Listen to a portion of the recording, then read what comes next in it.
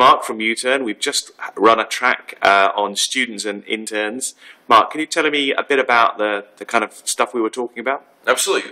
Today's track on internships and graduate employment was internship role in branding and employer branding, and bringing students on through internships as an augmentation to the college experience, and by the employer sponsoring and mentoring those students, bringing them through the employment sales funnel, starting at a much earlier age, maybe freshman or sophomore year.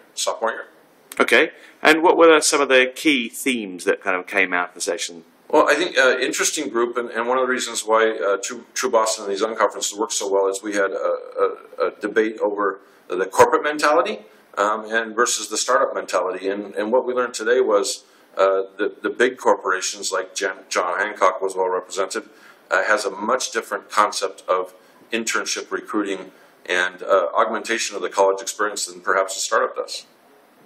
And how about the career services? Was there much talk about them? There was. I think it's universally accepted that career services is maybe a little maybe has a PR problem.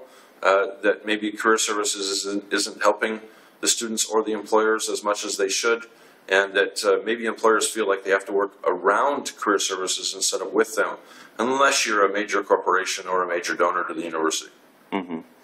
And where do you see sort of interns? How do you see internships sort of changing over the next few years? Where do you think they're going to go? Great question. I think internships will become a significant portion of the education experience, probably as mandated by the end user, which is the recruiters that are hiring the interns, or hopefully by the education system itself. We talked a lot today about how nobody would ever graduate a music major without them playing the instrument, but they would graduate a business student without having that student with their degree in hand having never stepped foot in a business environment.